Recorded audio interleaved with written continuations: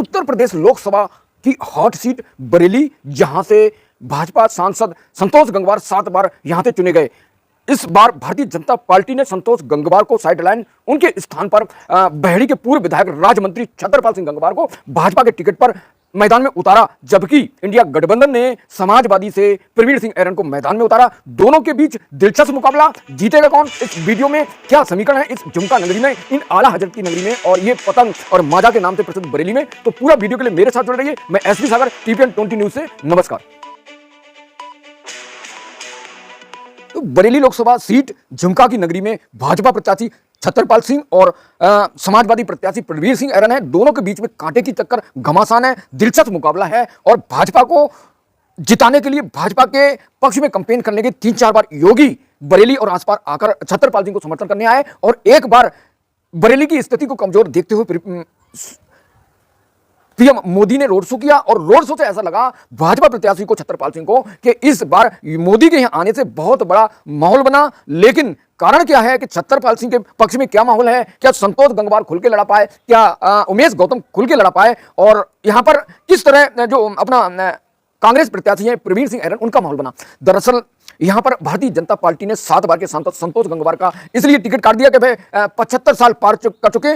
भाजपा की नीति के अनुसार कि अगर 75 साल का कोई व्यक्ति होता है तो उसे राजनीति छोड़ना पड़ती है। और यही सवाल बार बार आम आदमी पार्टी प्रमुख अरविंद केजरीवाल मोदी पर लगा रहे हैं, पीएम नरेंद्र मोदी पर लगा रहे हैं कि जो नियम को भारतीय जनता पार्टी ने बनाया कि 75 साल उम्र पूरा होने के बाद अगर कोई व्यक्ति चुनाव लड़ने योग्य नहीं रहता है, इसी फार्मूला के तहत भारतीय जनता पार्टी ने लाल कृष्ण आडवाणी, मुरली मनोहर जोशी जैसे दिग्गजों को हटा दिया। और अब सितंबर में मोदी का कार्यकाल उम्र पूरा हो रहा है 75, तो क्या मोदी की गारंटी जो जनता को दे रहे हैं उसके बाद अगर मोदी चुनाव से हटते हैं प्रधानमंत्री के पद से तो उनकी गारंटी का क्या होगा? ये सवाल बार बार अरविंद केजरीवाल उठा रहे हैं। फिलहाल उस मुद्दे पर नहीं, तो यहाँ पर 75 पार करने के कारण यहाँ पर जो था अपना संतोष गंगवार का टिकट काट दिया। और मीडिया सूत्रों का दावा है, राजनीतिक पंडितों का मानना है कि योगी का और संतोष गंगवार का 36 का आंकड़ा था, इसलिए टिकट कटा। फिलहाल इस चुनाव में बार बार कैंपेन को रन किया गया छतरपाल सिंह द्वारा और योगी आदित्यनाथ द्वारा, अपने जो पीएम मोदी द्वारा, लेकिन इन सब में कहीं ऐसा नहीं दिखा जिसमें संतोष गंगवार ने बढ़ चढ़कर हिस्सा लिया और छतरपाल सिंह गंगवार को जिताने के लिए उन्होंने पहल की, या फिर उमेश गौतम भी लगातार नहीं दिखे। इवेंट में जो पार्टी के इवेंट थे भाजपा के, उसमें कहीं ना कहीं दिखे, लेकिन जिस जोश के साथ उन्हें लड़ाना चाहिए वो जोश नहीं दिखाया। दूसरी तरफ प्रवीण सिंह के यहाँ आने से दोस्तों कुर्मी वोट का कुछ परसेंट जो वोट शेयर था वो कांग्रेस और समाजवादी प्रत्याशी के साथ चला गया और जो एससी का वोट 80% था वो भी प्रवीण सिंह ऐरन के साथ चलेगा। तो ऐसी स्थिति में क्या छतरपाल सिंह का जो संतोष गंगवार के उत्तराधिकारी उसको किला क्या बचा पाएंगे? तो बहुत अहम सवाल है और इस अहम सवाल के चलते लगातार मीडिया सूत्र, मीडिया पंडितों का दावा है, राजनीतिक पंडितों का दावा है कि भारतीय जनता पार्टी की ये सीट फंस सकती है। लेकिन जो छतरपाल सिंह है उन्होंने युद्ध स्तर में कड़ी मेहनत की और उनके लोगों ने, उनके समर्थकों को बताया कि संतोष गंगवार के होने ना होने से कोई फर्क नहीं है, यहाँ कुर्मी के बरसत की लड़ाई है और कुर्मी मतदाता तो हर हाल में छतरपाल सिंह को जिताएगा। तो ये सवाल जो छतरपाल सिंह गंगवार के समर्थकों द्वारा उठ रहा है, क्या ये सही है? क्या ये जो कुर्मी वोट शेयर है, जो पारंपरिक वोट शेयर है, जो किंग मेकर है बरेली का, उसने अगर यहां सेंधमारी की है, ध्रुवीकरण हुआ है तो निश्चित छतरपाल सिंह के हारने के चांस बनेंगे। लेकिन अगर ध्रुवीकरण नहीं हुआ है तो छतरपाल सिंह गंगवार को कोई हरा नहीं पाएगा। लेकिन एससी वोट और हिंदू के और तबकों का वोट जो है वो प्रवीण सिंह ऐरन के साथ चला गया, इसलिए यहां पर छतरपाल सिंह गंगवार को नुकसान उठाना पड़ रहा है। देश में और बरेली की लोकसभा सीट में सिर्फ चुनाव मुख्य एजेंडा यह है कि एक तरफ इंडिया गठबंधन संविधान को आरक्षण बचाने के लिए एजेंडा बनाकर और कांग्रेस के घोषणा पत्र को एजेंडा बनाकर चुनाव लड़ रहा है, तो भाई दूसरी तरफ भाजपा और एनडीए भगवान राम मंदिर, योगी मोदी लहर और अपने जो किए गए कार्य के आधार पर वोट मांग रहे हैं। तो जो वादा किया था भारतीय जनता पार्टी ने, उसके आधार पर क्या लग रहा है उन्होंने अपने वादे पूरे किए। 2 करोड़ नौकरी, ऐसी बहुत सारे महत्वाकांक्षा योजना थी, उन पर भारतीय जनता पार्टी ने काम करा। तो काम किया तो वोट भाजपा के पक्ष में, जहां संविधान को खतरा है। और हाँ, यहां पर मुस्लिम वोट जो 8 लाख है, उस वोट शेयर में भाजपा चाहती थी ध्रुवीकरण हो, वो ध्रुवीकरण का फॉर्मूला परस्त हो गया जब बीएसपी का प्रत्याशी छोटे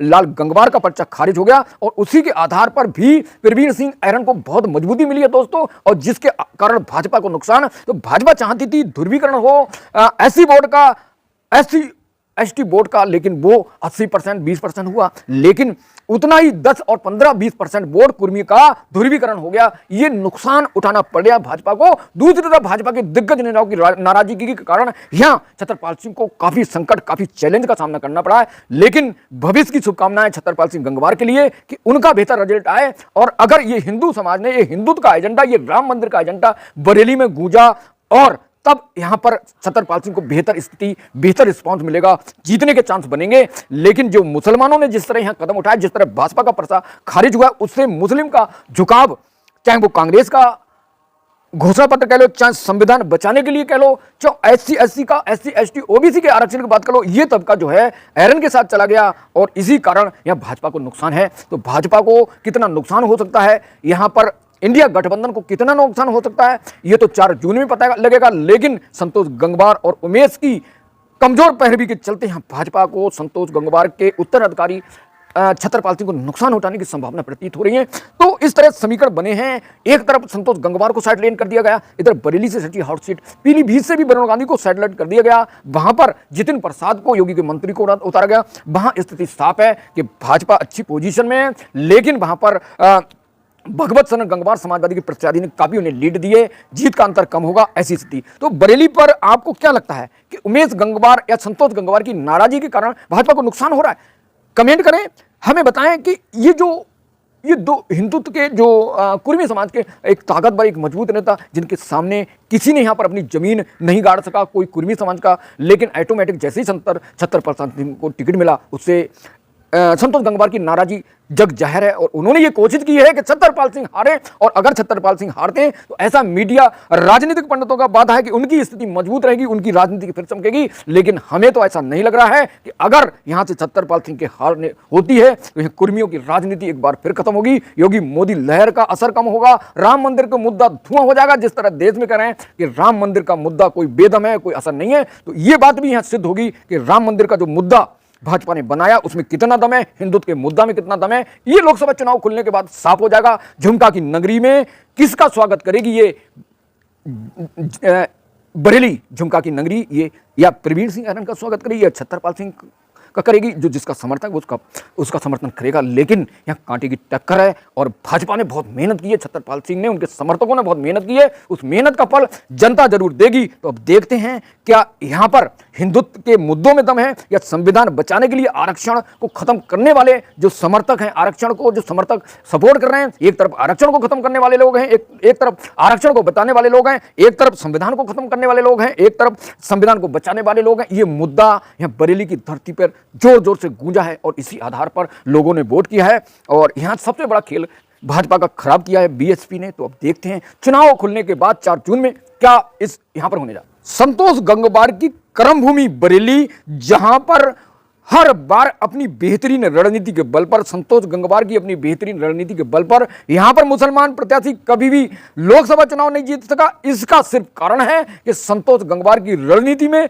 शामिल था कि वे मुस्लिम वोटों का ध्रुवीकरण करें और करते थे। छतरपाल सिंह के आने से दोस्तों यहां पर मुस्लिम का ध्रुवीकरण नहीं हुआ। इस बात का इस चीज से, इस वजह से भाजपा को नुकसान हो रहा है। तो अगर संतोष गंगवार चाहते तो यहां 2 लाख से जीतते छतरपाल सिंह गंगवार।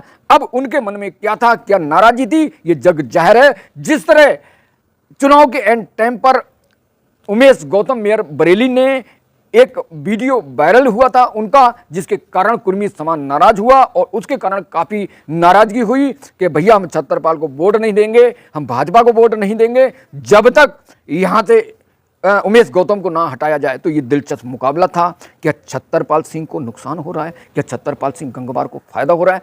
यहाँ सवाल सिर्फ यह है कि संतोष गंगवार की नाराजगी से भाजपा के प्रत्याशी जीतेंगे या हारेंगे, ये साफ है, ये दृष्टिकोण साफ है। और यहां पर बीएसपी के प्रत्याशी ना होने से भाजपा को नुकसान है। मुझे तो ऐसा लगता है नुकसान है। आपको क्या लगता है कि नुकसान या फायदा?